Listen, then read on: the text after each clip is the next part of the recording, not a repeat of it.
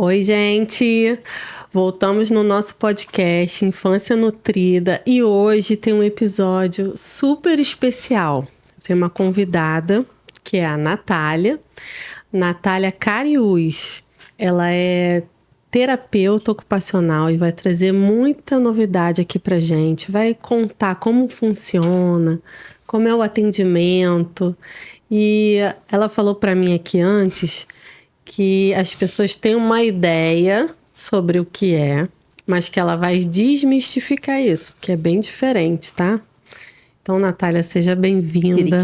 Obrigada pelo convite. Você fique bem à vontade aqui, fala bastante do seu trabalho, como que você pode contribuir, né, na saúde da criança, que é o nosso objetivo, isso aí. Fala um pouquinho de você, como você se formou, como você escolheu a sua profissão, né, onde você trabalha. Então, eu sou a Natália, sou terapeuta ocupacional, me formei há 10 anos na UFRJ. Fui da segunda turma da UFRJ, inclusive. E eu escolhi, assim, antes eu queria no ensino médio, eu queria fazer gastronomia. E aí a UFRJ anunciou no primeiro ano ali do vestibular que ia abrir gastronomia e também terapia ocupacional. E aí, quando foi para fazer o vestibular, a UFRJ não abriu gastronomia e abriu terapia ocupacional. Mas eu falei, eu acho que é legal, mas eu não quero ser da primeira turma. Passei um ano, e aí eu não passei nesse primeiro vestibular, tentei nutrição. Porque era mais perto da gastronomia. E passei um ano estudando. E aí eu fui conhecer terapeutas ocupacionais de Petrópolis e me apaixonei. Me apaixonei pela... Então eu escolhi ser terapeuta ocupacional já sabendo que eu ia trabalhar com criança. Sério? Sério.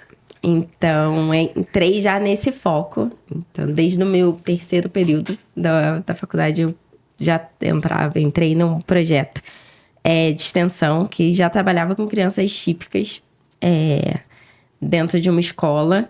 E aí, por ali, foi cada vez mais me apaixonando.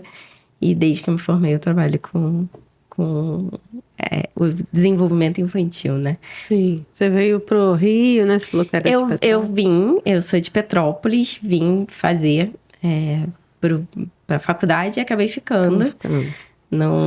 No início da faculdade, eu pensava em voltar e seguir carreira lá em Petrópolis, mas acabei me apaixonando pelo Rio. Você falou que não gosta de frio, né? Exato, eu achei a minha cidade ideal. Não, é ideal mesmo, porque nem no inverno não faz frio. Não faz aqui. frio. Misericórdia. Mas me fala, como é que é o seu trabalho, como é que é o atendimento? Começa falando sobre terapia ocupacional, é para quem?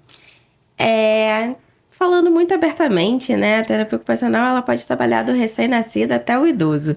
Mas, e assim, o nosso foco é o desempenho ocupacional. O que é isso, né? A gente tem papéis ocupacionais na vida.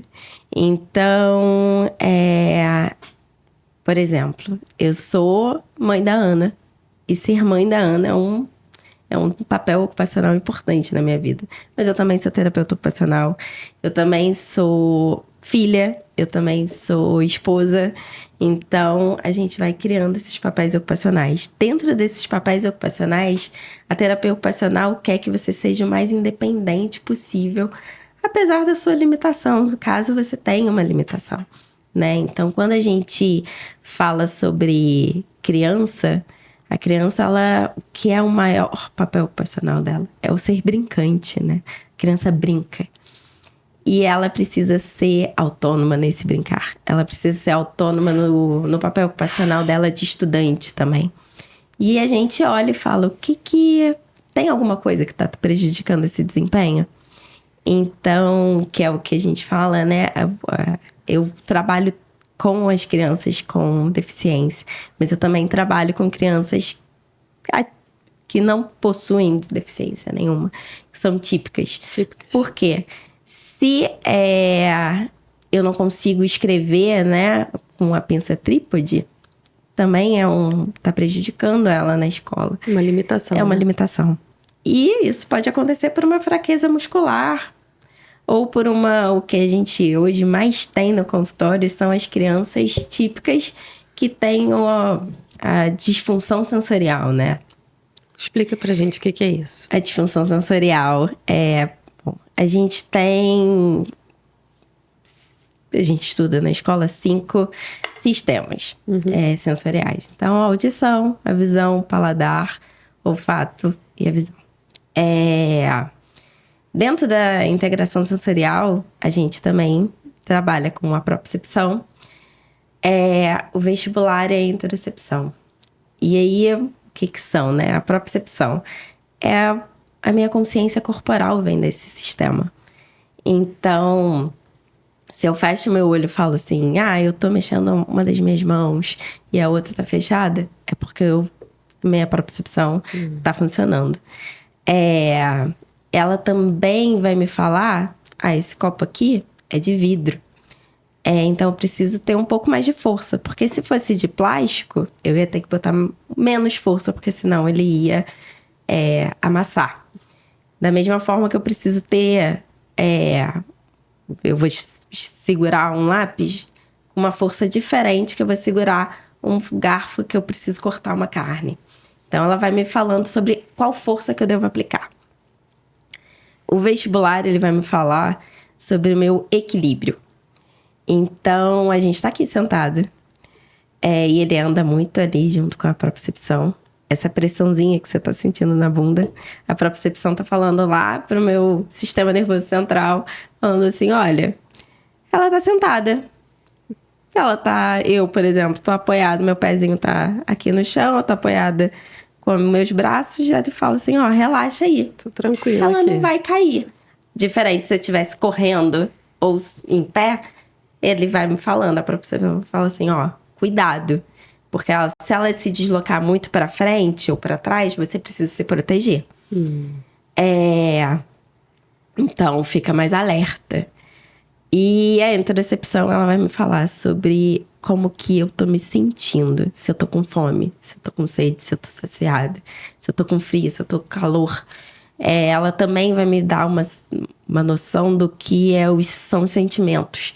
Então, se eu tô sentindo uma angústia, e eu sei que essa angústia pode ser, sei lá, saudade da minha mãe, e não uma tristeza porque eu tô chateada, porque, sei lá, eu briguei com uma amiga, sei lá. Então, se eu sei diferenciar as angústias, é porque a minha interocepção também tá Olha, que legal. me mostrando isso. Então... As crianças, né, típicas podem também ter esse quadro de disfunção sensorial. E a gente precisa trabalhar isso dentro da terapia ocupacional. Legal. Olha, quanta coisa, né, que a gente não sabe. Até os sentimentos, né? Eu achei que estava mais ligado à necessidade quando você começou a falar. Fome, calor, sede, mas não, né? Não, vai além. Vai além, né? Vai além. Muito interessante.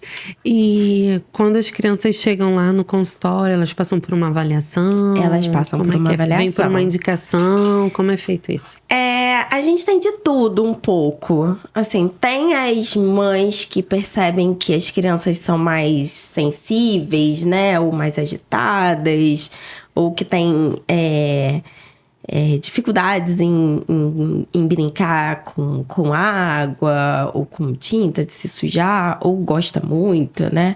E se coloca em risco também. Então, procura, porque a filha de uma amiga faz e eu acho que meu filho precisa, né? Mas também a gente tem muito encaminhamento de neurologistas, de nutricionistas, de fono. E aí fala, por que fono, né? Se a gente parar para pensar que uma criança que tem um atraso de fala pode ser porque ela tem um planejamento ruim, né? Porque o planejamento para falar é muito fino, né? A gente precisa pensar no que a gente quer falar, isso tudo muito rápido. E planejar como que a minha boca vai abrir, qual a abertura, onde que a minha língua vai bater para falar determinado fonema, para formar a frase. Então, às vezes, a criança precisa trabalhar motor global dentro do consultório da terapia ocupacional para ela conseguir idealizar, planejar e executar, motoramente falando, para idealizar, planejar e executar a fala. Então, a envolve gente tem vários processos, né? Envolvem vários processos. Gente, olha, e é feita uma avaliação? A gente faz avaliação, então assim, o paciente chega, a gente faz ali as perguntas de anamnese para saber, porque a maior parte dos nossos pacientes vem por causa da disfunção sensorial. Então, a gente precisa saber como que foi a gestação, porque, né, os sistemas, eles já, tirando a visão, eles já são maturados intraútero. Então, a gente precisa saber como que foi essa gestação, como que foi esse bebê, para chegar até a gente. Depois, a gente faz uma observação livre. Então, a gente pega ali, colhe os dados com a família. A gente já monta a sala pensando sobre a queixa daquela família, sobre aquela história. Então, a gente vai montando de acordo com o que a gente quer ver nessa observação livre. Depois, a gente tem 3 encontros, que aí a gente já vai a um encontro. São encontros que a gente já vai testando e a gente também já vai tratando, né? E nesse processo, a gente passa uns questionários sensoriais também. Depois a gente fecha tudo, faz um cruzamento de dados e estabelece os nossos objetivos com aquela criança. E aí começa a terapia, né? Começa a terapia. E você estava falando sobre o processo do falar, né? Que a gente vai construir, que tem várias situações aí. Quando a criança tem um atraso na fala, às vezes os pais acham assim, vai falar no tempo dele. Sim. Né? E eu estava até vendo uma entrevista sobre isso, né? Porque a gente tem os marcos de desenvolvimento, né? Sim. E o pediatra vai observar isso com a mãe, né? O pediatra é o primeiro, vamos dizer assim, né? É o primeiro que a mãe vai procurar. Sim. Mas ela precisa saber, né? Quais são esses marcos, né? Sim. E na introdução alimentar, como você falou que até os bebês, né? Sim. Desde os bebês, a gente sabe que ele tem que sentar com o mínimo de apoio, né? E tudo. E quando você recebe, assim, um bebê que ainda não tá pronto para introdução alimentar, e a mãe já tá desesperada, porque às vezes a gente acha que o bebê tem 6 meses, então 6 meses, aquele dia, começa a comer. Precisa. E não é, gente. Não. Introdução alimentar é um processo. É uma aprendizagem, né? É uma aprendizagem, isso aí. É um período que... Tanto que ele não começa tomando café, almoçando, jantando, não. E comendo muita quantidade. Não. Pelo contrário. Ele come pouco, porque ele tá aprendendo. Mas às vezes a mãe, né, com aquele desespero, a gente sempre quer o melhor para os nossos filhos, né? Então 6 meses ele começa a comer, então ele vai comer tudo. E aí ela observa que o filho ainda não está pronto, o pediatra observa que não está pronto. Como é que você trabalha nesse sentido, né? Sim. De conversar com os pais e entender o que esse bebê está passando ali, o que não está, o que está fazendo de repente um atraso. Sim, a gente também, né, claro que a gente trabalha com a integração sensorial, mas a gente também trabalha com Bobat, que é uma técnica de neuromuscular mesmo. Então, a gente vai entender se o bebê não tá sentando por quê, né? Como é que é esse Bobat? A gente faz, através dos manuseios, fortalecimento muscular. E a gente vai mostrando para esse bebê quais são os grupos musculares certos pra gente manter a nossa postura. Então, se esse bebê senta muito lá atrás, com uma base muito posterior, a gente entende que esse abdômen tá um pouquinho mais fraco. E se a gente não tem abdômen, a gente não vai ter pé, porque esse pezinho vai ficar pronado, e a gente não vai ter mão, porque se a gente senta lá atrás, a nossa mão tem mais dificuldade de abrir e fechar. E a gente vai ter dificuldade, obviamente, de engolir essa comida. Deglutir. E De deglutir. não tem muito interesse também, Não né? Porque tem. você fica assim, não Exato, tem a gente não vê direito. interesse fica de pegar. difícil, né? Então a gente vai ver como que tá esse bebê. Ele tem um tônus muscular mais baixo, um bebê que tá um pouquinho mais mole do que deveria, né? Ou ele tá um pouco mais rígido do que deveria. E aí a gente vai trabalhando através dos manuseios, sempre brincando, gente. Eu falo que a terapia ocupacional de todas, que é quase um parque de diversão na visão da criança. Porque tem piscina de bolinha, tem vários balanços e vários brinquedos e geleca e massinha. Então a gente vai ajustando isso para a mãe e mostrando também que é importante esse bebê vivenciar as texturas nas mãos, né? Que ele precisa estar ali, mesmo que seja, enfim, que a mãe decida fazer papinha, né? Mas que tenha minimamente textura, que não seja aquela papinha muito líquida, de liquidificador mesmo, e que ele possa ter acesso a esses pedaços.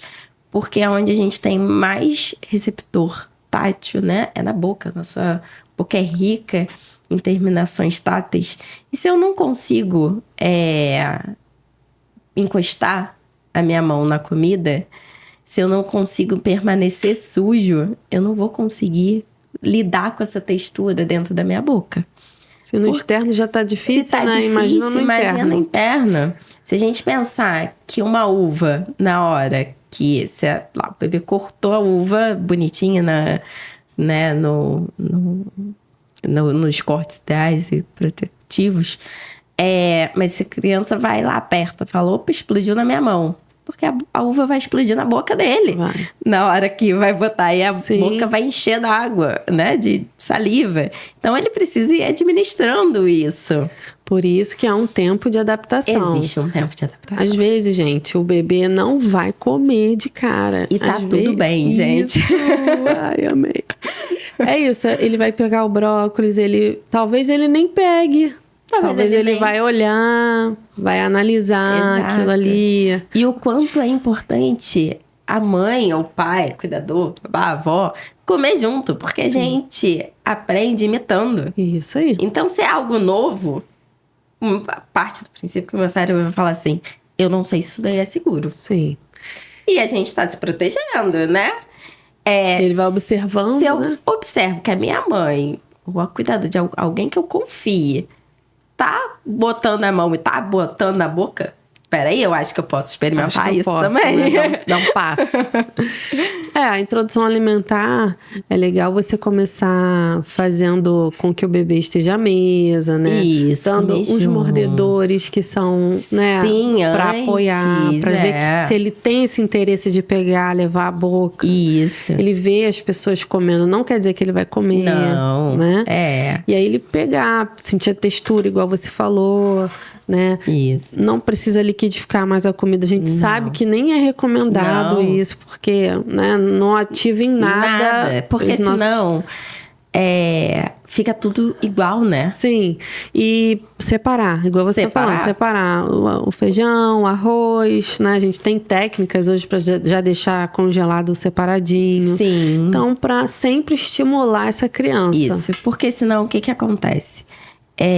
O nosso cérebro, ele precisa de desafios, né? De participação, que a gente chama. Mas se eu não tenho tantos desafios, e que se a minha comida tá sempre da mesma cor, com a mesma textura, quando eu receber uma comida que vai ter mais textura e vai ser colorida, o meu cérebro vai entender que aquilo dali tem alguma coisa muito errada.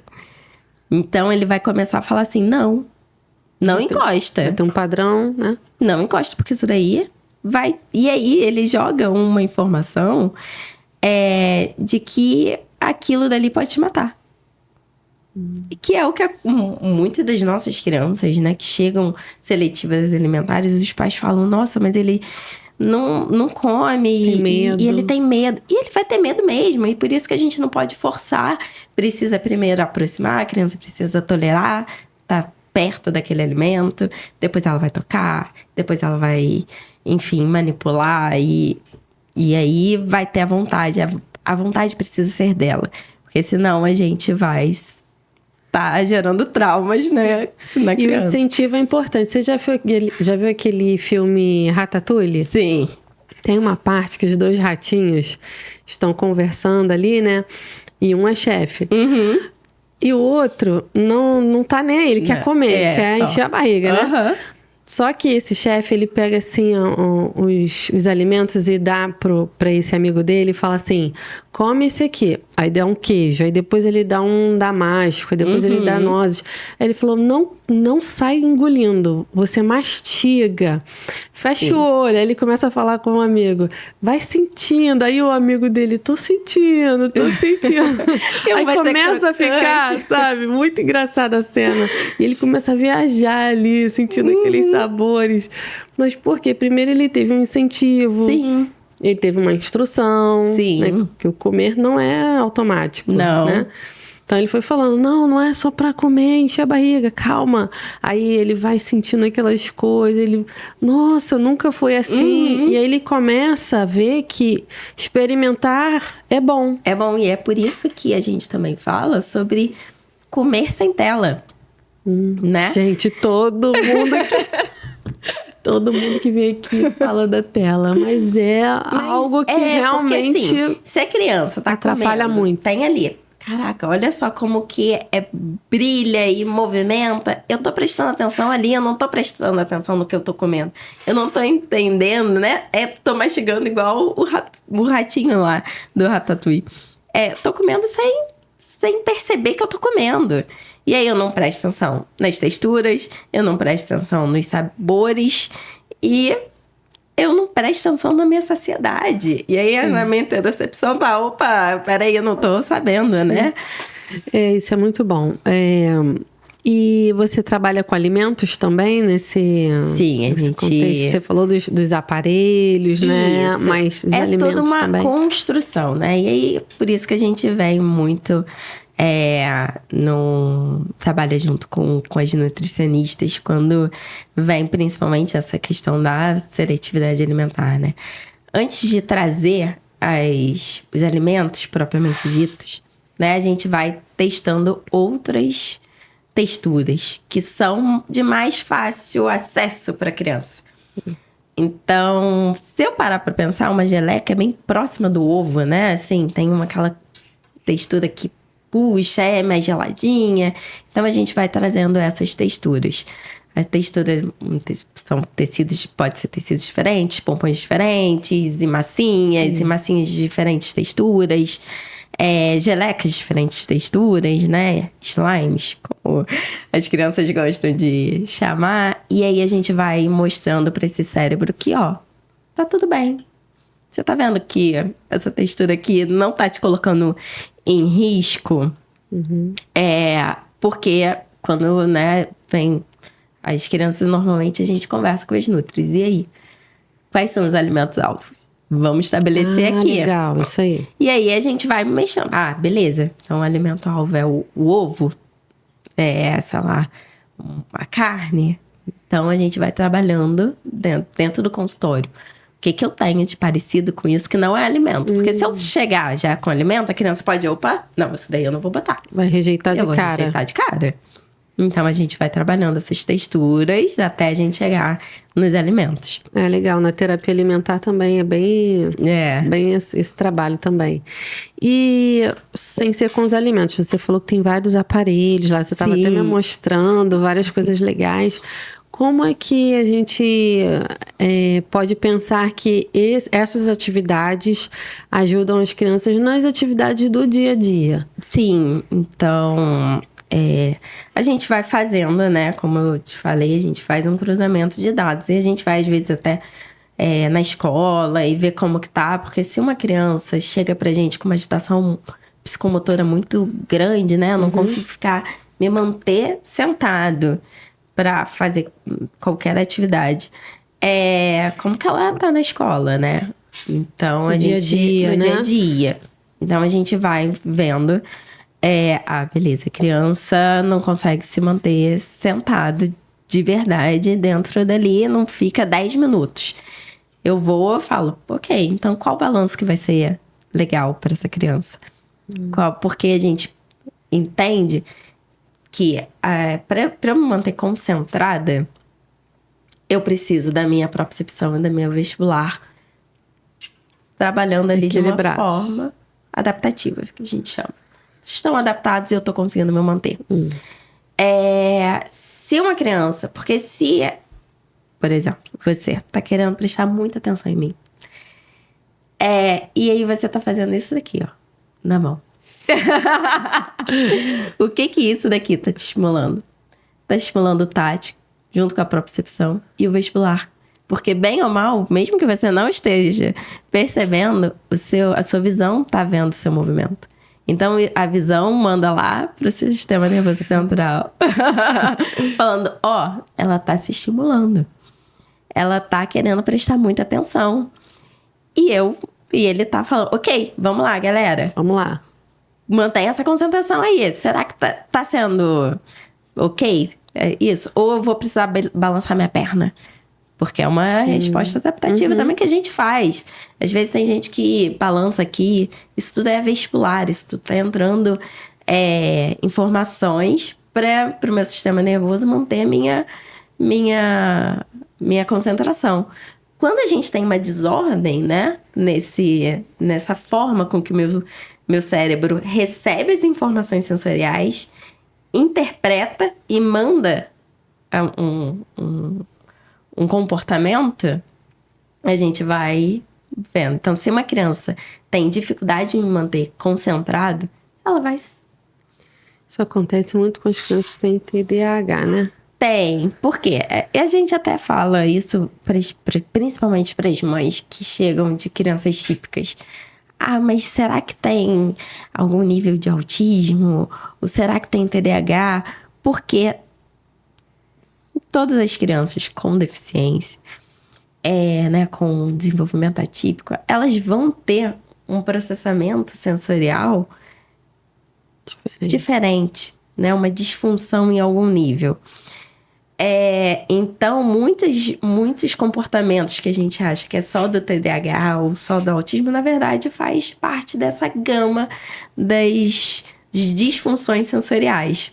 Eu lembrei porque você falou a questão de estar concentrado naquilo que está fazendo. E aí, assim, por exemplo, a gente tem muitos, né, crianças no consultório com TDAH. Às vezes é simples, assim, tipo, a gente vai na escola, tá ali aquela criança que às vezes nem precisa levantar, mas ela se ajoelha na frente na cadeira, se apoia demais na mesa, ou aquela criança também que, sabe, vai deitando assim, ó, vai deitando, aí de vez em quando deita assim. Então a gente vai falar, cara, tá difícil ali. Então bota, sabe, aqueles discos de equilíbrio que tem em academia? Bota a criança sentada ali. E aí a gente vai fazendo pequenas adaptações no dia a dia, junto com as nossas... Então também dá pra fazer em casa, né? Igual você falou. Tem algumas coisas que você passa... Isso, a gente passa orientação pra família. Porque assim, a gente entende que, cara... A gente tá ali com a criança 1, 2 vezes na semana, 50 minutos. Vamos botar que uma criança faz uma vez na semana.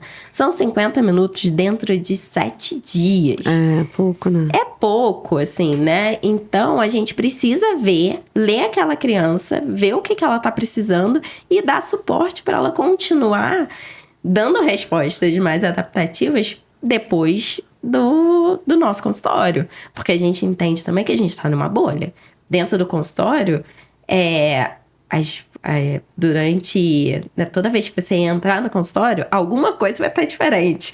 Seja o balanço, seja a altura do balanço, seja... Enfim, a gente organiza aquilo dali de acordo com a nossa criança. A gente olha e fala, ok, ele precisa disso daqui. Então, hoje, a minha sessão vai ser desse jeito. Só que na vida a gente não vai ter vários balanços, diferentes alturas e várias cores e piscina de bolinha. Não vai ter isso. Então, como que eu vou manter essa criança mais organizada para dar conta desses papéis ocupacionais dela? E você pode dar algumas dicas assim para as pessoas? Cara, é difícil vai de pessoa a pessoa, mas alguma coisa que você acha que É difícil, mas é isso, Atividade assim. física, exercício, de repente. Por que hoje a gente tem muito mais criança com disfunção sensorial do que quando a gente, sei lá, 30, 40, 50 anos atrás? Se a gente parar pra pensar que 30, 40, 50 anos atrás as crianças brincavam na rua e que elas subiam mais Totalmente diferente. nas árvores e brincava de pique na rua. Hoje, as nossas crianças ficam dentro de casa e Na aqui, tela. ó. É isso aí. Aqui. A gente precisa... Ainda veio a pandemia. Veio pandemia. As nossas crianças, coitadas das crianças pandêmicas. E eu falo isso muito tranquilamente, que a minha filha foi uma bebê pandêmica. Então, assim, ela foi blindada de muita coisa. Então, obviamente, a Ana tem um nível de disfunção sensorial. Uhum.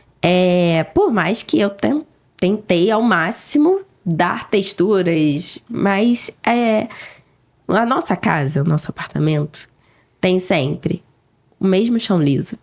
Os móveis estão sempre no mesmo lugar. Os brinquedos delas, eles estão ali, estão a tela. E como eu falei, o cérebro, ele precisa de desafios.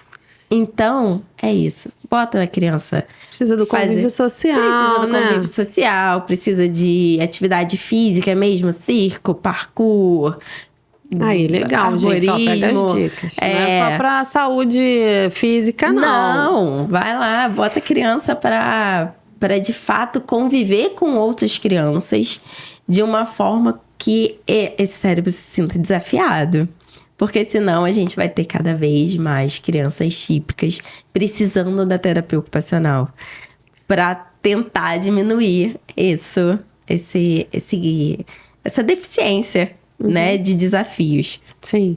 E quanto tempo, assim, você tem algum protocolo? Ou vai de criança para criança? Vai de criança para criança. Em média, tem algum número? Normalmente, no mínimo, recebi uma criança típica, por exemplo. Normalmente é um ano. Um ano. Pelo menos um ano. E às vezes em um ano a gente vai olhando e fala, vamos fazer mais um pouco, né? Precisa de mais. Mas se essa criança faz um ano e começa a dar respostas coerentes, né? E a gente vê que, tipo, não tá mais. Ela tá desempenhando bem os papéis dela. Tem criança que nunca mais vai precisar da TO na vida dela.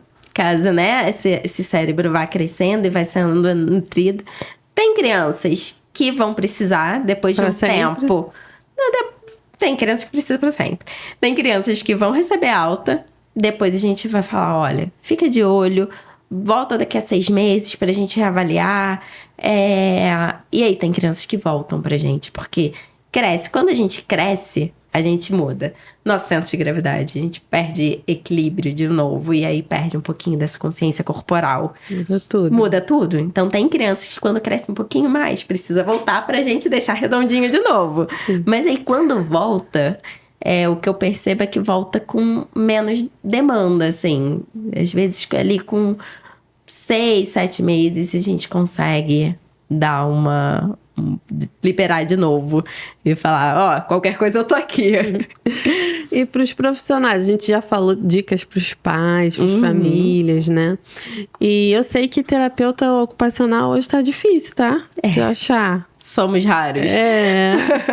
Então deixa aí uma mensagem para os profissionais também, né? O que você mais ama no que você faz, o que as pessoas devem procurar, sabe?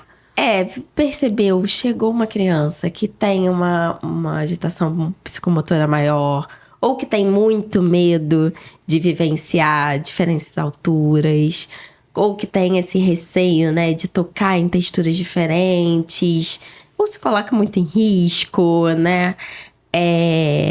Procura um terapeuta ocupacional para fazer uma avaliação. A gente acha que é só depois de algum acidente. Não. Desmistifica isso aí. Não, as crianças típicas, elas também precisam.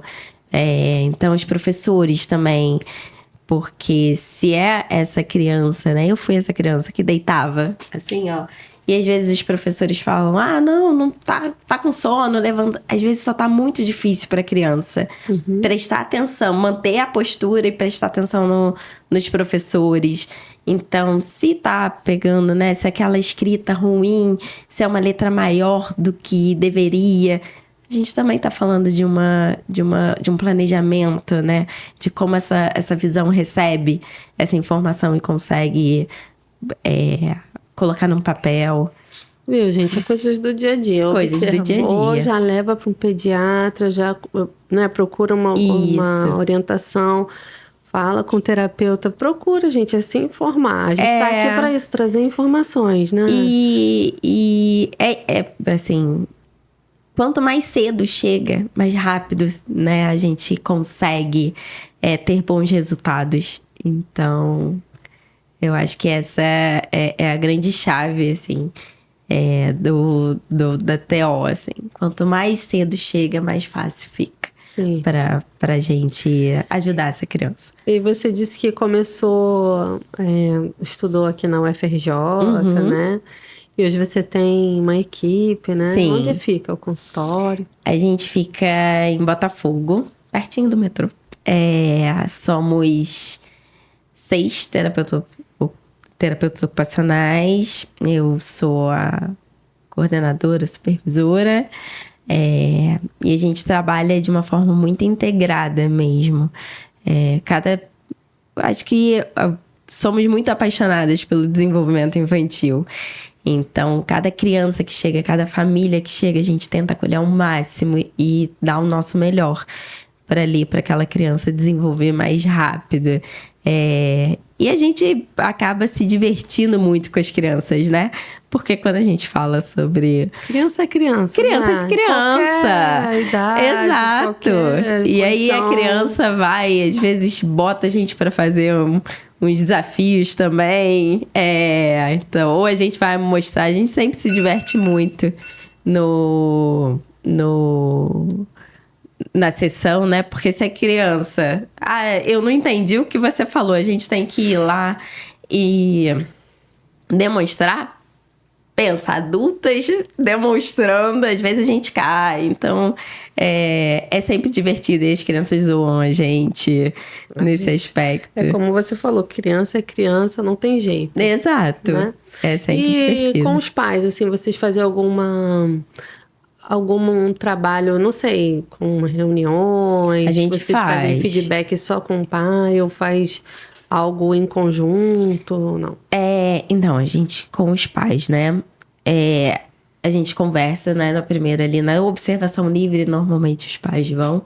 E a gente vai mostrando para eles, olha, a gente montou esse circuito para isso daqui. E a gente vai explicando nosso trabalho ali no ao vivo. A gente faz um grupo também para dar feedback, para tirar. Porque às vezes, assim, a criança, né, não conseguiu se manter numa festa de aniversário, porque tava muito barulho. Ou então, né, tava ali tão estressada que acabou tendo um ataque de birra, que é bem longe disso, né? Uhum. Mas aí a família vai me perguntar, e aí? O que a gente faz? E aí a gente dá a orientação, a gente dá os feedbacks também do final da sessão. Como que foi? Hoje a gente fez isso daqui, a gente trabalhou esse objetivo, ou a gente avaliou isso daqui da criança. E aí quando, né, a gente faz o nosso relatório, a gente também faz uma reunião online para explicar tudo aquilo que a gente escreveu e a gente avaliou. E eles respondem bem, eles são participativos. Isso é importante, né? Quando a família participa mesmo, de verdade. A gente está engajado, o resultado é totalmente diferente. Né? É muito mais rápido. Que bom, olha, foi um prazer te receber aqui. Obrigada, foi um prazer. E eu tenho certeza que você ainda tem mais coisinhas aí para falar. Mas deixa um recado assim para as famílias, né? Como você já explicou bem, disse assim, muita coisa que às vezes a gente fica pensando, é só para uma criança atípica, é só... Não, gente, procura procura ajuda, viu que não está falando, viu que não está sentando no tempo certo, tem os tempos certos, tá? Tem os períodos corretos, os marcos de desenvolvimento, como a gente estava falando.